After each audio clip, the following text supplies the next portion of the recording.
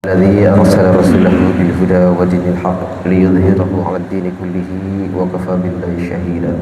أشهد أن لا إله إلا الله وحده لا شريك له وأشهد أن محمدا عبده ورسوله. وقال الله تعالى في كتابه الكريم: أعوذ بالله من الشيطان الرجيم. بسم الله الرحمن الرحيم. يا أيها الذين آمنوا اتقوا الله حق تقاته ولا تموتن إلا وأنتم مسلمون. Alhamdulillah, pada malam hari ini kita semuanya bisa hadir di sini dalam rangka thalabul ilmi. Kita akan belajar terkait dengan ilmu agama kita yang mudah-mudahan nantinya dalam kehidupan kita sehari-hari kita bisa lebih baik daripada hari-hari sebelumnya. Hari esok harus lebih baik daripada hari sekarang, dan mudah-mudahan dengan bertolabul ilmi ini Allah Subhanahu wa taala memberikan kita golongan orang-orang yang bersyukur, golongan orang-orang yang bertolabul ilmi sesuai dengan sunnah Rasulullah SAW. Salawat dan salam mudah-mudahan dilimpahkan kepada Nabiullah Muhammad SAW, kepada sahabat-sahabatnya, kepada keluarganya, dan kepada umatnya yang selalu senantiasa berjuang kepada Allah Subhanahu wa taala. Dan mudah-mudahan kita yang ada di sini termasuk di dalamnya. Amin ya rabbal alamin. Ma'asyiral muslimin rahimakumullah, Bapak Ibu yang berbahagia. Sekarang memang hujannya kemercek nggih. Sejak jam berapa tadi? Jam 3. Nggih, jam 3 ya, lebih Mas. Jam kurang lebih jam 3. Sampai sekarang masih kemercek gitu ya. Tapi saya tadi berangkat dari sekolah, Pak. Nggih, ngerjakan tugas dari sekolah, kemudian saya meluncur ke sini. Baik, mudah-mudahan dirahmati Allah Subhanahu wa taala. Bapak Ibu yang kami hormati, ada sebuah hadis yang diriwayatkan oleh Imam Ahmad. Man arada dunya fa alaihi bil ilmi, wa man arada al akhirah fa alaihi bil ilmi, wa man arada fa alaihi bil ilmi. Barang siapa yang ingin dunia, hendaklah dia berilmu. Barang siapa yang ingin akhirat, hendaklah dia juga berilmu. Dan barang siapa yang ingin keduanya, dunia dan akhirat, maka hendaklah dia punya ilmunya. Kemudian ada hadis juga yang diriwayatkan oleh Imam Bukhari, al ilmu qabla al qaul wal amal. Ilmu itu sebelum ucapan dan perbuatan. Jadi sebelum kita berucap, sebelum kita berkata-kata, sebelum kita berbuat, beramal, maka hendaklah kita fikir dulu, kita punya ilmunya dulu. Fakir qabla anta zin, berfikir dulu sebelum melangkah. Mudah-mudahan semua tidak tanduk kita lantaran kita bertolabul ilmi, dibimbing oleh Allah Subhanahu wa taala. Ucapan kita baik, tindak tanduk kita juga baik. Amin ya rabbal alamin. Bapak Ibu yang kami hormati, kita akan melanjutkan hadis yang kemarin telah kita bahas. Seperti biasanya, hadis yang terakhir akan kita bahas, kemudian kita lanjutkan. Oke. Sekarang sudah masuk di hadis yang ke-101. Wa an Ali radhiyallahu an qol kana Nabi sallallahu alaihi wasallam yuqri'una al-Qur'ana ma lam yakun junuban. Rawahu Ahmad wal khamsah. Wa hadza lafdhu Tirmidzi wa hasanahu wa sahahahu Ibnu Hibban. Dari Ali radhiyallahu an, beliau berkata bahwa Rasulullah sallallahu alaihi wasallam pernah, bahwa Rasulullah sallallahu alaihi wasallam membacakan kepada kami Al-Quran ketika beliau dalam keadaan tidak junub. Jadi dalam keadaan suci, Rasul itu membacakan Al-Quran kepada para sahabatnya. Nah, kemarin juga kita bahas, ya. Nah, ada sedikit tambahan. Paling tidak kan kita harus tahu Al-Quran itu apa. Begitu, ya. Al-Quran itu apa? Sama enggak Al-Quran itu dengan makhluk Allah? Ada istilah makhluk, ada istilah kalam. Begitu nggih? Kalau makhluk itu apa? Makhluk ciptaan Allah, malaikat, iblis, nabi, rasul, manusia, kita semuanya, alam semesta, itu ciptaan Allah. Disebut juga disebut apa? Makhluk. Kenapa? Karena ciptaannya Allah, dibuat oleh Allah. Nah, pertanyaan, apakah Al-Quran ini juga termasuk makhluk Allah? Iya apa? Tidak. Apakah Al-Quran ini termasuk buatannya Allah? Bukan. Buatannya Allah, ciptaannya Allah.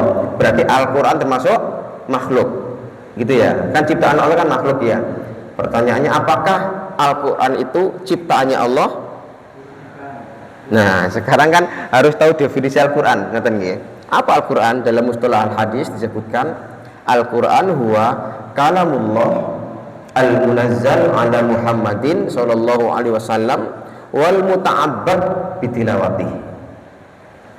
Al-Quran itu kalam Allah yang diturunkan kepada Nabiullah Muhammad sallallahu alaihi wasallam dan bernilai ibadah jika dibaca. Nah, di sini ada istilah kalam. Kalam itu apa? Ucapan. Kalau bahasa kita, ucapan Allah atau kalam Allah disebut dengan apa? Firman. Gitu ya. Jadi qaulnya Allah atau kalamnya Allah, ucapannya Allah, kalamnya Allah, bicaranya Allah disebut dengan firman, firman Allah. Kalau Nabi sabda, Nabi bersabda, Allah berfirman. Kalau kita bicara gitu ya. Saya berbicara atau berkata, jangan mengaku saya bersabda gitu ya. Apalagi saya berfirman gitu ya. Kalau kita ya ngomong, saya bicara, saya berkata gitu ya. Nah, kalamullah, perkataan Allah. Apakah perkataan Allah ini termasuk makhluk? Sama enggak? Perkataan dengan ciptaan? Tidak sama. Ya. Jadi ada istilah makhluk yang buatannya Allah, ada istilah kalam, ucapannya Allah. Ini sesuatu yang berbeda. Nggih. Makanya Pak, ketika kita baca riwayatnya Imam Malik, beliau kan pernah disuruh mengatakan di zamannya itu, "Hai Imam Malik, katakan bahwa Al-Quran itu makhluk Allah." Beliau nggak mau. Bukan, Al-Quran itu kalam Allah. Ini ucapannya Allah, beda dengan makhluk Allah. Ini bukan buatannya Allah, tapi ini firmannya Allah. Akhirnya Pak, dipenjarakan beliau. Dipenjara karena berselisih dengan pemerintahan waktu itu. Suruh mengatakan Al-Quran ini adalah makhluk Allah. Beliau nggak mau. Beliau tetap berpegang teguh bahwa Al-Quran adalah kalam Allah, ucapannya Allah. Saya bicara sekarang ini ya, muncul nggak pembicaraan saya, omongan saya? Nggak muncul. Loh, sekarang ada itu telepon apa? HP ya. Assalamualaikum, muncul tulisan. Pakai voice itu ya. Assalamualaikum, muncul tulisan Assalamualaikum. Ya, itu kecanggihan teknologi sekarang. Tapi yang namanya Al-Qur'an apa itu omongan kan nggak ada bentuknya itu ya. Nggak ada. Jadi sesuatu yang berbeda. Kalam Allah yang diturunkan kepada Nabi Muhammad dan bernilai ibadah jika dibaca. Ini Al-Qur'an. Nah, kalam Allah yang sudah tertulis mulai dari zamannya Nabi dulu itu ditulis di batu-batu apa di kulit-kulit, di daun-daun yang kalau kita lihat sejarahnya. Nah, itu namanya apa? Mushaf yang sekarang sudah diperbaiki berupa kertas yang bagus itu. Nggih. Itu kertas. Jadi kertas awal mushaf itu isinya adalah kalam Allah. Tapi kalau tanya, apakah ini kalam Allah? Ya bukan. Yang kalam Allah berfirman melalui malaikat Jibril kan disampaikan kepada Nabi Muhammad. Nggak ada itunya rupanya. Tapi ketika sudah ditulis, nah itu disebut dengan mushaf Al-Quran. Yang kemarin ada yang bertanya, apakah HP itu sama? Isinya sama kalau ketika HP dibuka aplikasi Al-Quran, tapi hakikatnya beda. Kenapa? Ini mushaf yang asli dengan HP itu sesuatu yang berbeda. Nggih. Perlakuannya pun berbeda. Al-Quran nggak bisa Pak jenengan saku. Al-Quran kecil taruh sini, nggak sopan itu, ya. Itu yang berupa mushaf itu. Tapi kalau HP, boleh nggak? Boleh, ya. Boleh. Ini beda. Nggih. Tarjih pun membedakan. ya terkait dengan Al-Qur'an, mushaf Al-Qur'an dengan aplikasi Al-Qur'an yang ada di HP. Gitu nggih. Baik, sekarang kita akan lanjutkan di yang ke-102.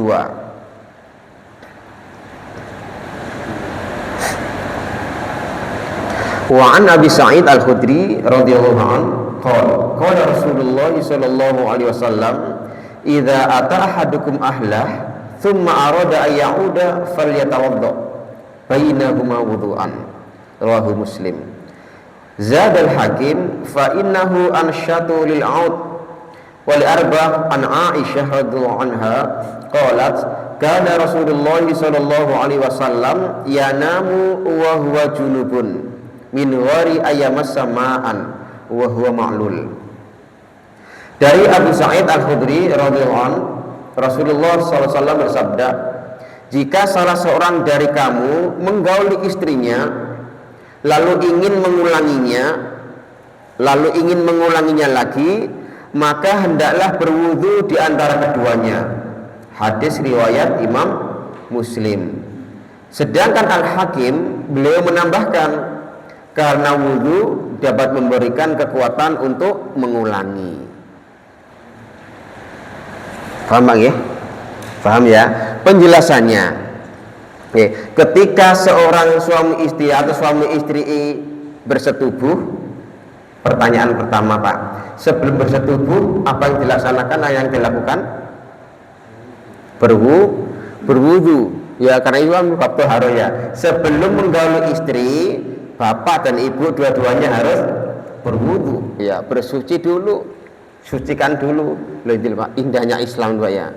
Mau bersetubuh disuruh bersuci dulu. Jadi bukan hanya sholat kan gitu ya. Bersuci dulu, berwudu dulu, baru menggauli istri kita. Nah itu. Nah ketika kita ingin mengulanginya, ya ingin menambah lagi, boleh nggak langsung tanpa wudu lagi?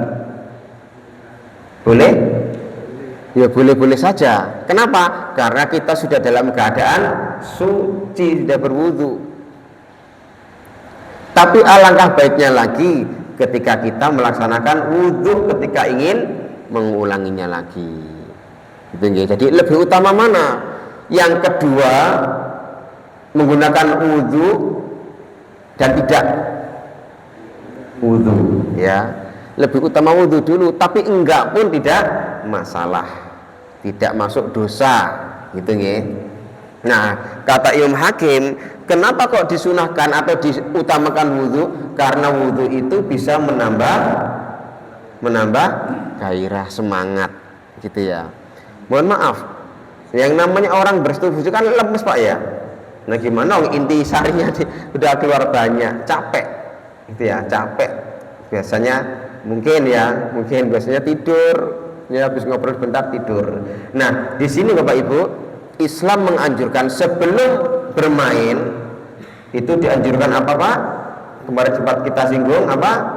Berjumbu rayu, istilahnya mula'abah, gitu ya. Mula'abah, bermain-main dengan istri, guyon dulu, ya guyon dulu, jangan sampai ketika mau bersenggama menteleng-mentelengan. Ya nggak jadi akhirnya gitu ya. Apalagi suruh ngulangi lagi, udah nggak kurus gitu ya. Udah jengkel di awal kok nggak jadi akhirnya ya. Jangankan yang kedua, yang pertama aja gagal kok gitu ya. Makanya di dalam Islam ada anjuran supaya mula'abah, berjumbu bersenang-senang gitu ya. Yang suka pantun ngasih pantun yang suka berkata-kata manis silakan dilontarkan waktu itu. Jangan kepada teman bisnisnya gitu ya. Kesempatan kita mendapatkan pahala gitu ya. Kalau memantuni tetangga nggak dapat pahala, memantun ke istri dapat pahala gitu ya. Kata-kata yang indah. Saya itu yang memikir itu pas hadas besar kita wudhu lagi berwudhu, pengaruhnya gimana? Saya juga nggak mikir. Gimana Pak? Kita sudah berhubungan, iya. Kan masih hadas, iya. Itu wudhu itu gimana? Saya nggak mikir. Iya gitu Pak ya. Enaknya kan gitu Pak. Ya. Dan ini rukso Pak, termasuk rukso Pak. Coba kalau suruh mandi. Kayak gini dingin-dingin suruh mandi. Ya itu Pak. dibolehkan. Bahkan penjelasannya Pak di sini Pak, di mana? Di buku ini Pak, di Khulaso ini. Penjelasannya ada 3 Pak. Oke. Yang pertama, ketika kita sudah berhubungan kemudian tidak mandi, tidak wudhu, langsung berhubungan lagi, monggo. Ya. Yang kedua, menggunakan wudhu, silakan, lebih bagus tingkatannya. Mandi, bagus lagi. Ada riwayat kan Pak, Rasulullah itu pernah dengan cara berwudhu, dengan cara mandi. Istri Rasul kan banyak. Panjenengan istrinya berapa? Ini bagi yang istrinya 2 loh. 2 ke atas loh ya. 2, 3, 4. Gitu ya. Nah, Rasul Pak itu ketika bersama istri-istrinya gantian ini cukup wudhu. Ya. Jadi beliau dari istri pertama ke istri kedua itu wudhu. Ada dalam riwayat yang lain menggauli istri-istri beliau dalam satu kesempatan itu Pak mandi. Coba Pak, ya. A mandi, ke B mandi, terus ya sampai selesai. Dan itu dikatakan dalam waktu itu Pak. Mohon maaf, Nabi Rasul itu kan punya kekuatan yang luar biasa ya. 40 sampai 100 kekuatan di atas kita kali lipatnya itu ya. 40 ya, 40 sampai 100 kekuatan di atas kita. Kalau kekuatan kita 1, Nabi 100 gitu ya. Makanya Nabi itu meskipun badannya tidak gede, tapi beliau kuat gitu ya. Ada banyak orang-orang di atas beliau, tapi beliau bisa mengalahkannya gitu ya. Kenapa? Dikasih kekuatan sama Allah Subhanahu wa taala. Ini. Nggih? Ya. Wudu ya. Nggih. Ini yang sempat belum pas ini jawab. Nggih, monggo. Ketika wudu itu kan harus bersih. Pertanyaannya, dicuci dulu menjauh iya atau tidak? Karena satu itu, kedua nggih. Ketika mencuci itu kan menjauh. Nggih. Pasti tidak pakai baju kan pasti. Iya. Kemudian berwudunya, apakah pakai baju? Oke, nggih, terima kasih. Ya, ada 2 hal ini ya yang berbeda ini ya, jawabannya juga berbeda. Yang pertama, yang namanya wudhu kan bersuci ya. Mungkin enggak panjenengan, mohon maaf, panjenengan kencing tanpa cebok kemudian langsung wudhu. Enggak kan? Iya, otomatis itu Pak. Ya, dibersihkan dulu. Bersihkan tangan kiri. Ya, tangan kiri. Boleh sabun, boleh tidak, yang penting bersih. Loh Pak, masih ada itu ya, kayak minyak-minyaknya kan ya, masih ngelengok gitu ya, enggak masalah itu. Ya, otomatis dibersihkan dulu baru wudhu. Boleh pakai sabun? Boleh. Kan itu tidak mencucikan. Mencucikan ya, makanya di dalam tarjih mencucikan. Ada yang mengatakan Nabi menggunakan apa Pak ketika mandi itu? Tanah kan ya, menggunakan tanah. Dalam tarjih nggak harus tanah, karena itu namanya apa itu Pak? Apa itu? Kias. Ya, boleh dengan sabun. Dengan sampo monggo, yang penting alat bersih gitu ya. Odol monggo ini alatnya. Gitu ya. Enggak apa-apa, nggih. Karena sabun itu kan mencampuri yang mensucikan air. Ya, memang ada Pak, seperti Gus Bahak, kan gitu ya, Gus Bahak itu ya. Oh, itu diharusnya kan pakai air, utamanya air, ya monggo gitu ya. Tapi ditarjih sekali lagi membolehkan, nggak masalah gitu ya. Nah, bagaimana dengan wudhu tanpa busana, boleh apa enggak? Boleh ya, karena nggak terkait dengan syarat-syarat wudhu. Apa harus pakai baju, pakai ini kemudian wudhu? Enggak harus Pak. Gitu pun juga nggak apa-apa, karena tidak ada persyaratan khusus. Oke, mandi menggunakan mandi dalam keadaan telanjang kemudian wudhu, silahkan gitu ya, dibolehkan. Baik, kemudian hadis berikutnya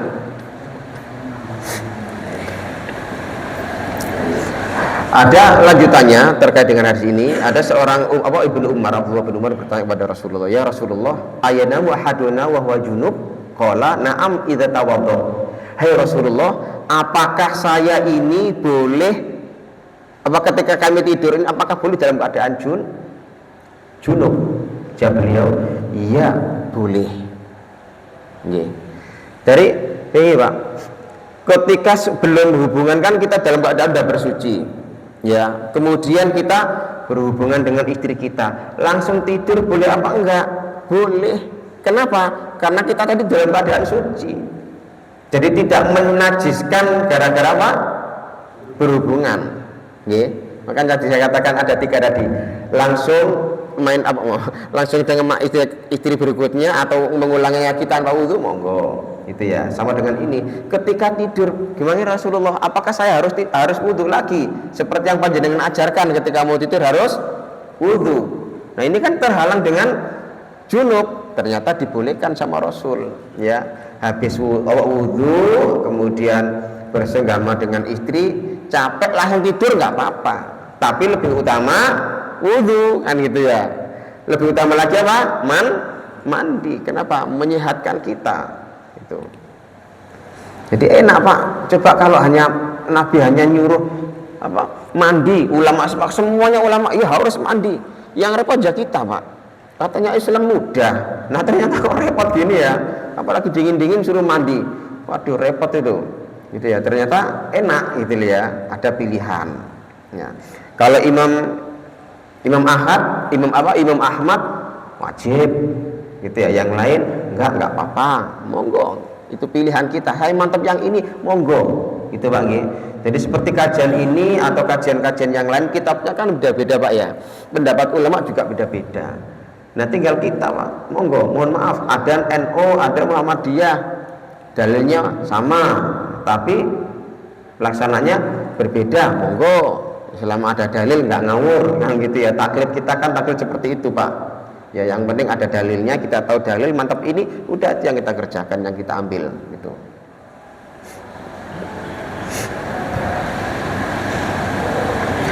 Baik, kita lanjutkan ke. Saya teringat kemarin yang nanya terkait dengan Pak mandi jinabat ya. Ini hadisnya Pak. 103. Wa an Aisyah radhiyallahu anha qalat kana Rasulullah sallallahu alaihi wasallam idza iktasala min al-janabah yabda'u fayaghsilu bi yadayhi thumma yufrigu bi yaminihi ala shimalihi fayaghsilu farjah thumma yatawadda thumma ya'khudhul ma' fayudkhilu asabi'ah fi usulil ashri thumma hafana ala ra'si thalatha hafanat thumma afadha ala sa'iri jasadi thumma ghasala rijlaihi muttafaqun alaihi wa lafdhu li Muslim wa lahu min hadithi Maimunah radhiyallahu anha thumma afragha ala farjihi wa ghasalahu bi shimalihi thumma daraba bihi al-ard wa fi riwayah famasaha bit turab wa fi akhirih thumma ataituhu bil mandil faraddahu wa fihi wa ja'ala yanfudul ma'a biyadihi. Hadisnya panjang dari Aisyah Pak. Kenapa kebanyak ya Aisyah meriwayatkan terkait dengan mandinya Rasulullah, terkait dengan wudunya Rasulullah? Kenapa? Ya karena beliau itu istri beliau, ya. Makanya kemarin kan di hadis yang keberapa itu kan intinya kan kita nggak boleh malu ketika bertanya tentang Islam, tentang haid, tentang apa nggak boleh malu. Biasanya yang malu itu perempuan, makanya Aisyah jangan malu. Ini tentang agama kita. Kalau nggak nanya nggak akan bisa. Nah, coba kalau kalau Aisyah nggak menciptakan ini, tahu nggak kita terkait dengan hadis ini? Nggak ngerti Pak. Karena yang tahu terkait rumah tangga beliau ya istri-istri beliau itu. Nah, sedangkan dari sekian banyak istri beliau yang banyak meriwayatkan adalah Aisyah. 5.000 berapa itu kan hadisnya itu dari Aisyah sendiri itu banyak. Yang diantara salah satu adalah ini. Diriwayatkan dari Aisyah radhiyallahu an, dia berkata bahwa Rasulullah jika ingin mandi, nah berarti ini kan perkataan Aisyah ya. Rasulullah jika ingin mandi karena janabah atau mandi janabat itu, beliau memulainya dengan membasuh kedua tangannya. Nah, dibersihkan tangannya, kedua tangannya. Lalu dengan tangan kanannya menuangkan air ke tangan kirinya. Nah, bisa kita itu ya. Habis kedua tangan, ambil air yang kanan, kemudian ditaruh di tangan kirinya, kemudian membasuh kemaluannya. Berarti ketika membasuh kemaluannya menggunakan tangan kiri, digerojok pakai tangan kanan, tangan kirinya membersihkan kemaluannya. Nah, dalam hal membersihkan ini Pak, Ibu, yang tadi Pak ya, perbedaannya tadi itu silahkan kalau air tok, nggak apa-apa lah, mantepnya air monggo. Tapi kalau dirasa air kok ngene rek, pakai sabun monggo. Nggih, berbarengan dengan membersihkan itu. Lalu berwudu. Nah, di situ Pak, ketika kita membersihkan sebelum wudu, Ya, itu kan ada riwayat itu Nabi menempelkan tangan kirinya ke tanah itu. Ya, kenapa? Karena habis membersihkan ini pakai tanah. Nah, kalau kita sabun, Pak kalau mau tanah ya monggo, hadis yang pakai tanah gitu ya. Tapi ini tadi Pak ya, ada perbedaan ulama yang nggak apa-apa sebagai gantinya menggunakan sabun dan mungkin mayoritas orang menggunakan sabun gitu ya, sabunan. Nah, setelah sabunan baru berwudu. Ya seperti wudu itu biasa wudu. Nah, sampai sebelum kaki. Wudu seperti biasanya sebelum kaki. Jadi kaki nggak usah dibersihkan. Lalu beliau mengambil air untuk kemudian dituangkan ke kepala sambil memasukkan jari-jarinya ke pangkal rambut. Jadi ngambil habis wudu tadi ngambil air, nah disela-selakan Pak.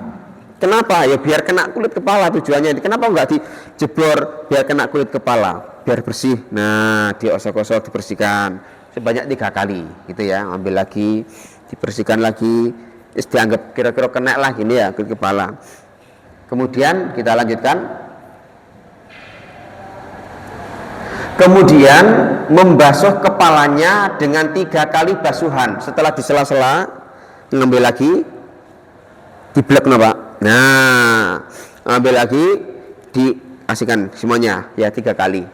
Jadi di sela-sela yang pertama 3 kali tadi, sela-sela, kemudian ngambil lagi kasihkan. Ngambil lagi dibiurkan ke kepala sebanyak 3 kali basuhan seukuran telapak tangan semampu kita. Gitu ya. Jadi enggak telapak kita kan beda-beda Pak. Mungkin juga ngambilnya full begitu gini udah bocor semuanya nggak apa-apa ya, nggak ada syarat-syarat tertentu di situ, nggak ada kewajiban gimana, nggak ada. Yang penting ambil lagi sampai 3 kali. Lalu beliau meratakan air ke seluruh badannya, mandi biasa, dan membasuh kedua kakinya. Setelah mandi jebur-jebur, yang terakhir membasuh kaki seperti kita dalam keadaan berwudu. Kaki kanan dibersihkan 3 kali, kaki kiri 3 kali. Gitu Pak ya.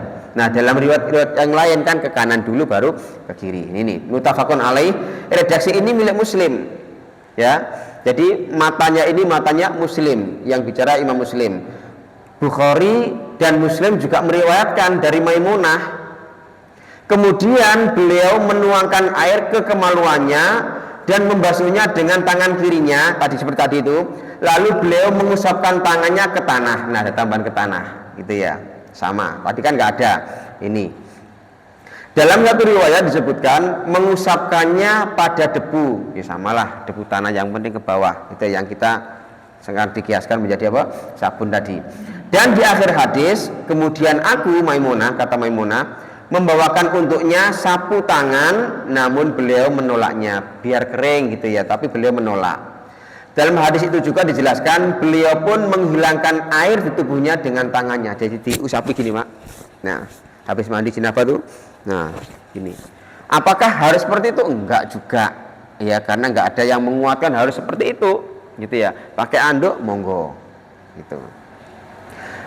Nah, di dalam riwayat yang lain Pak, yang diriwayatkan oleh Aisyah, ketika di dalam wudhu tadi itu, di riwayat Aisyah itu sampai tuntas sampai kakinya. Ya, tadi kan nggak ada ya, kakinya terakhir ini. Nah, di riwayat Aisyah itu dalam hadis yang lain itu disebutkan ketika wudhu sampai sak kaki-kaki ini dibersihkan. Baru kemudian nyela-nyela, kemudian ini tadi jebur 3 kali.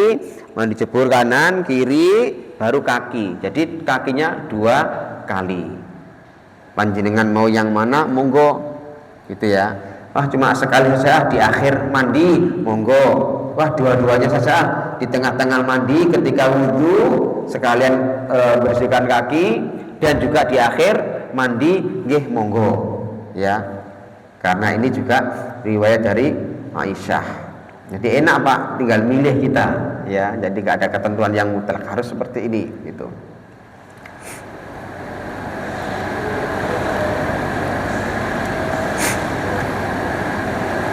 Nah, kalau ini Ustaz, Yeah. kita itu kan bangun tidur itu pasti kan belet pipis di jam ya. Yeah.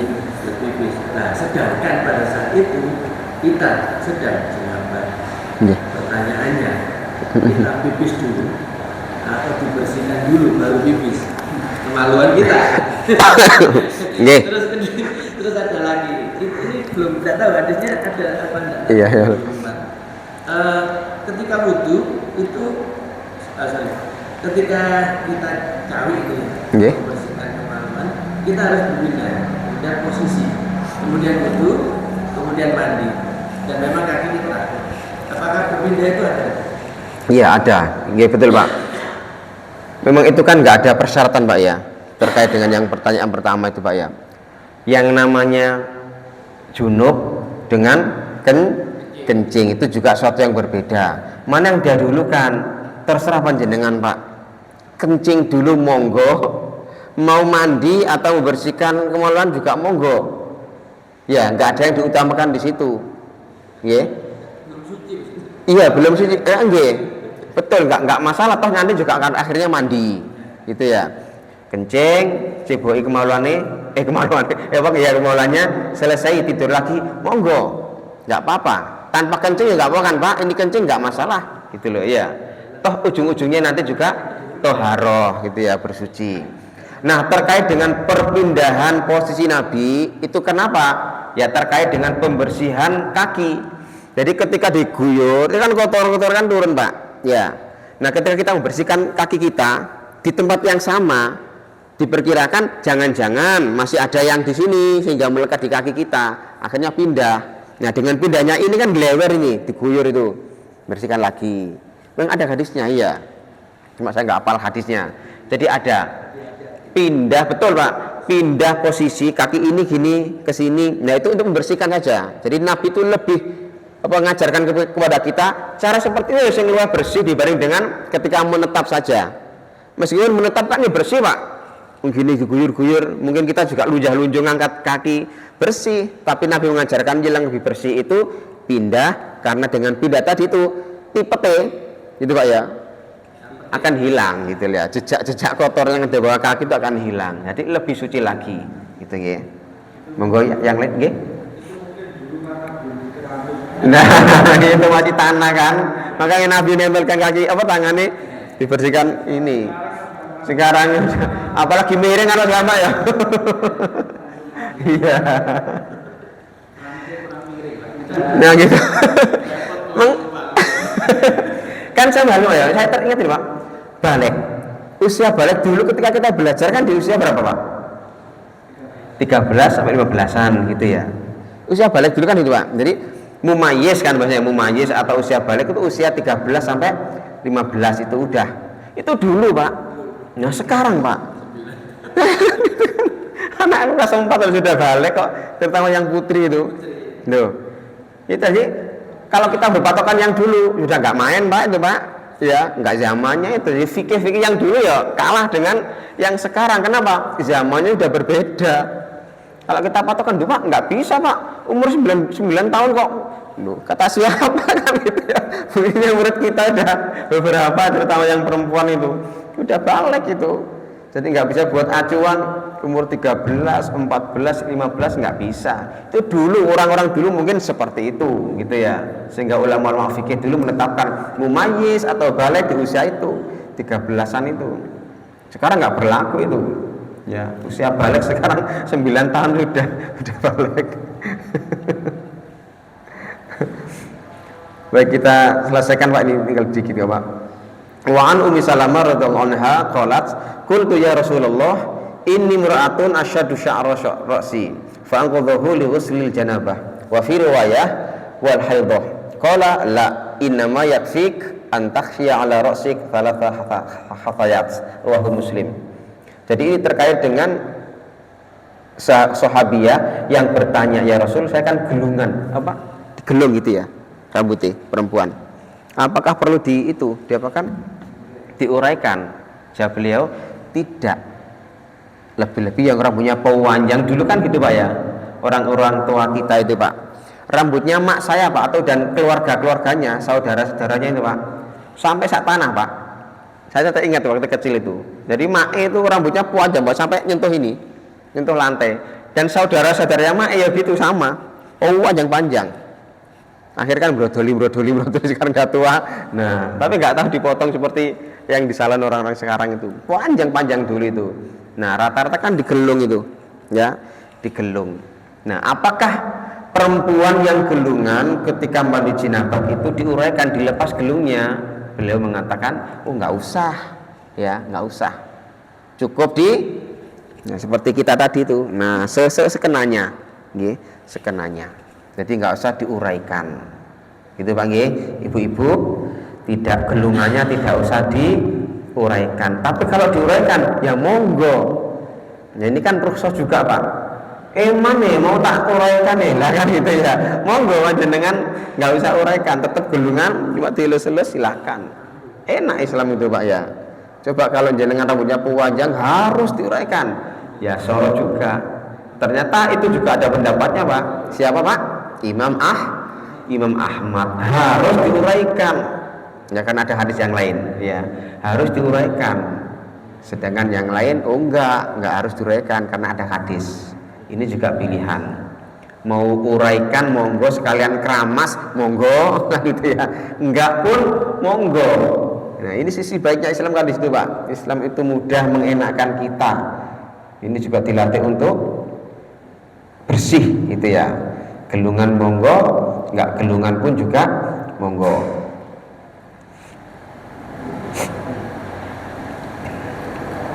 Kemudian hadis berikutnya, An Aisyah radhiyallahu anha qalat, Rasulullah sallallahu alaihi wasallam, inni la ahilul masjid li haidin wala junub, rawahu Abu Dawud wa sahahahu Ibnu Khuzaimah. Dari Aisyah beliau berkata bahwa Rasulullah bersabda, ini qala Rasulullah, ini ya qala Rasulullah sallallahu alaihi wasallam, ini ya, sesungguhnya aku tidak menghalalkan masjid bagi wanita haid dan orang yang junub. Maknanya apa? Orang junub haid yang berhadas besar tidak boleh berdiam diri di dalam masjid. Hadis riwayat Abu Dawud dan sahih menurut Imam Khuzaimah. Jadi ibu-ibu ketika panjenengan lagi junub haid tidak boleh berdiam di masjid. Bapak-bapak juga tidak boleh berdiam di masjid. Tetapi kalau hanya sekedarnya saja, ulama membolehkan, ya, sekedar mengambil barang yang di masjid lewat, monggo. Tapi kalau diem apalagi beribadah, ini larangan, ya, tidak diperbolehkan. Kenapa? Masjid itu tempat suci, sedangkan kita dalam keadaan tidak suci. Adab-adab dalam masjid kita diusahakan apa? Ketika mau masjid berwudu dulu kan Pak? Saya tanya Pak, wudu yang utama itu di situ keran atau di rumah? Di rumah kan itu ya. Itu kan untuk menjaga yang dalam perjalanan yang batal-batal itu ya. Jadi wudu kita yang utama ya di rumah. Sudah dalam keadaan suci, jalan. Pas seandainya meninggal pun dalam keadaan suci. Kan enak Pak ya. Jangan diniatkan, oh nanti aja di sana. Jangan. Bisa ya di rumah, wudu di rumah, jalan dalam keadaan suci, langkah kita juga dihitung pahala, penghapus dosa. Meninggal pun insya Allah husnul khotimah, gitu ya. Nah ini menjagani. Jadi maksud saya itu, ayo mancat kita itu, nanti udah mau disiapkan di wudu di mana? Di masjid kok? Jangan. Diusahakan wudu di rumah, jalan dalam keadaan suci. Kalau batal baru panjenengan bisa wudu di sini, gitu ya. Nah itu adabnya Pak. Sebelum doa, sebelum masuk masjid, apa doanya? Allahumma tahli abwaba rahmatik. Kemudian menggunakan mendahulukan kaki kanan kita.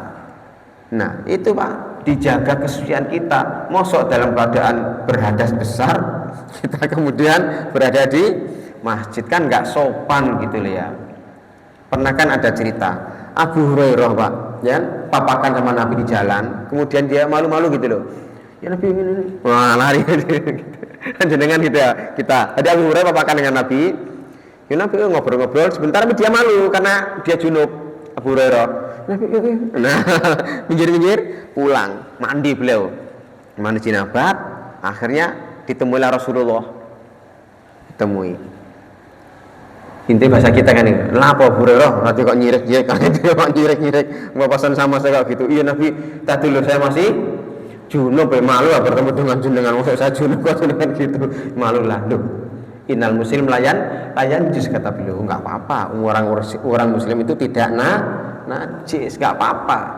Jadi jenengan dalam keadaan junub, boleh nggak kita bicara ngobrol suami istri?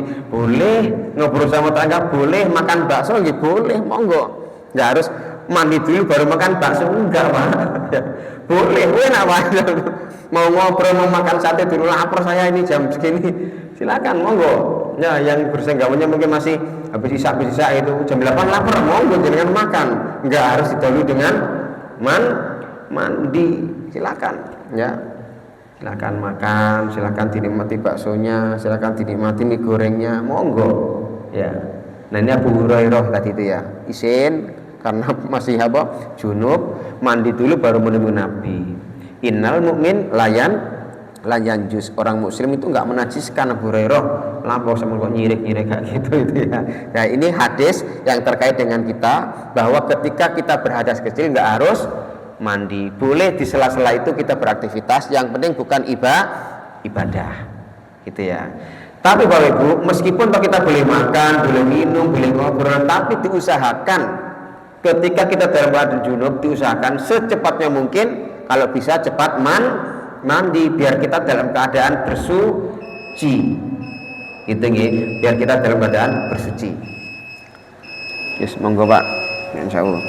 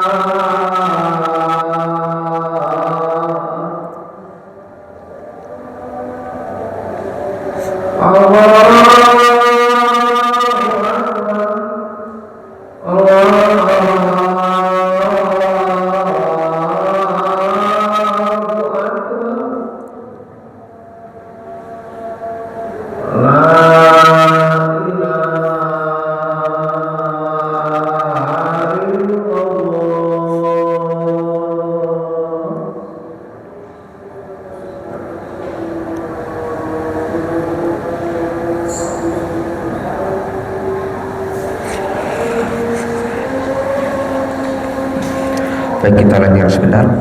Wa anha, hadis berikutnya, wa anha dan darinya, maksudnya adalah dari Aisyah, karena Aisyah meriwayatkan hadis sebelumnya. Wa anha dan darinya, dari Aisyah radhiyallahu anha qalat, kuntu aghtasilu ana wa Rasulullah sallallahu alaihi wasallam min ina'in wahid tahtalifu aydina fihi min al-janabah. Muttafaqun alaih. Dari Aisyah radhiyallahu anha, beliau berkata, aku pernah mandi jinabat bersama Rasulullah dalam satu bejana. dan tangan kami bergiliran memasuki bejana itu. Hadis diriwayatkan oleh muttafaqun alaih. Ibnu Hibban menambahkan tangan kami bertemu. Bayangan kita satu apa Pak? Bejana itu satu apa? Satu ruangan ya, satu ember, satu kolam kecil itu seperti kita itu ya. Nah, beliau berdua mandi jinabat. Kemudian ketika ya mungkin karena bertemu ketika mengambil ini ya, mungkin ya bayangan kita ya entah ketika gininya kan itu yang ngambil gini. Nah, itu ketemu papakan tangan Rasul dengan tangan Aisyah, dan ini tidak membatalkan, tetap gitu ya. Berarti maknanya apa? Mandi jinabat itu boleh berdua suami istri dalam satu kolam, silahkan monggo, berpegangan ya, yang sewajarnya ya, bukan yang megang kemaluan, bukan, yang sewajarnya, tidak membatalkan mandi jinabat kita, jadi boleh gitu ya. Mohon maaf, ada kan ketika kita wudhu, kemudian setelah wudhu sentuhan dengan istri, ada yang membatalkan, ada kan gitu ya. Sedangkan di tarjih Muhammadiyah tidak membatalkan. Kenapa? Itu termasuk mahram, alasannya nggak apa-apa gitu ya. Kenapa? Rasul juga seperti itu gitu ya. Pernah mencium Rasul kemudian berangkat, pernah mencium Aisyah kemudian berangkat sholat. Jadi nggak membatalkan. Termasuk juga mandi jinabat ya. Mandi berdua bersentuhan tangan tidak membatalkan mandi jinabat kita. Dan yang terakhir, wa an Abi Hurairah radhiyallahu an qala Rasulullah sallallahu alaihi wasallam, inna tahta kulli sya'ri janabah faghsilu sya'ra fa'anku al-bashar. Rawahu Abu Dawud wa Tirmidzi wa dha'afahu wa li Ahmad an Aisyah radhiyallahu anha nahwahu wa fihi rawin majhul. Dari Abu Hurairah radhiyallahu anhu, beliau mengatakan bahwa Rasulullah bersabda, sesungguhnya di bawah setiap helai rambut terdapat janabah atau hadas besar, maka basuhlah rambut dan bersihkanlah kulit itu. Hadis diriwayatkan Abu Dawud dan Tirmidzi, tapi hadis ini dhaif.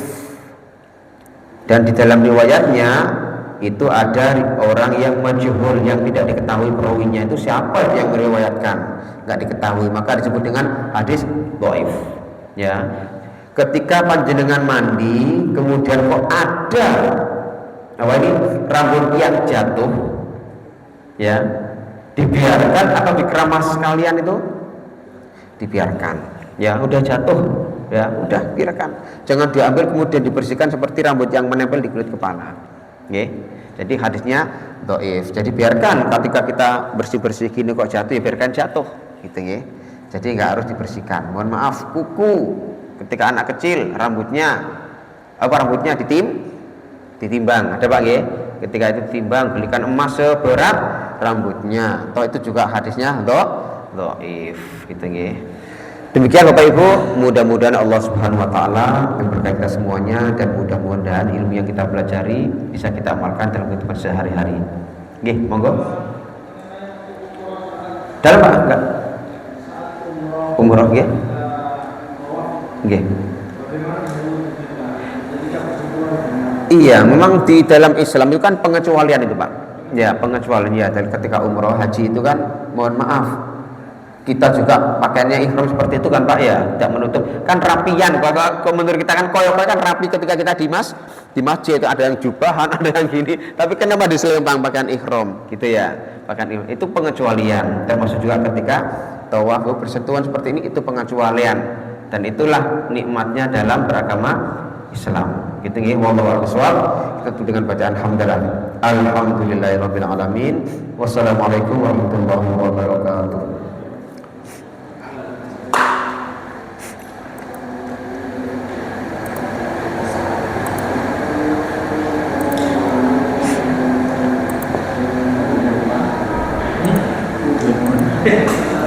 Dalam